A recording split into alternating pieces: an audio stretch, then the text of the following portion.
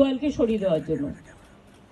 বিনীত গোয়েল ওদের কাছে নাকি আগেই স্বীকার করেছিল, যেটা ওরা মিটিংয়ে বললেন, যে আমি পদত্যাগ করতে চাই, কারণ আমার মনে হচ্ছে তোমরা যখন আমার প্রতি আস্থা রাখতে পারছো না, তোমাদেরও যেমন পরিবার পরিজন আছে আমারও আছে, এটা ওরা আমাকে মিটিংয়ে বলল।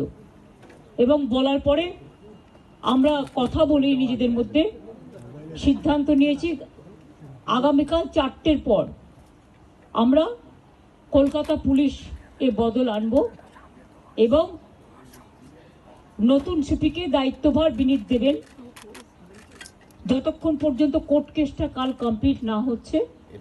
4টের পর আমরা টাইম দিয়েছি। সেক্ষেত্রে নতুন সিপি এবং আরো কিছু পুলিশের রদবদল হবে, সেটা চিফ সেক্রেটারি কালকে নোটিফাইড করে দেবেন আফটার 4 o'clock। এবং বিনীত যেখানে কাজ করতে চেয়েছে সেখানেই তাকে দেওয়া হয়েছে। আমরা এটাও বলেছি, দেখো পুলিশ আমাদের ফোর্স এবং তারা সারাক্ষণ কাজ করেন, তাদের দিকটাও আমাদের দেখা উচিত।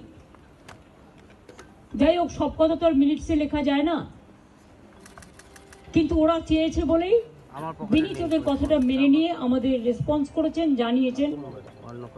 তাই তিনি হয়তো সিপি থাকবেন না যতক্ষণ পর্যন্ত নোটিফিকেশনটা না হচ্ছে, নতুন সিপি আসবেন।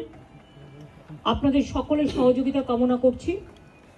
অর্থাৎ 4টে পয়েন্টের মধ্যে 3টে পয়েন্ট আমরা কিন্তু মেনে নিয়েছি। চতুর্থত আমরা নিজেদের থেকেই, যেহেতু ওই দিন সিপি পৌঁছাবার আগে নর্থের ডিসি পৌঁছেছিলেন আগে এবং 14 তারিখে ঘটনাটা ঘটেছিল এবং ওরা অভিযোগ করেছিল, যার জন্য নর্থের ডিসিকেও সরিয়ে দেওয়ার সিদ্ধান্ত হয়েছে।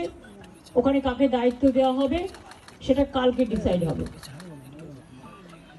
এছাড়াও সেফটি, সিকিউরিটি, হসপিটালের ডেভেলপমেন্ট, ইনফ্রাস্ট্রাকচার গুরুত্ব দিয়ে দেখা হবে এবং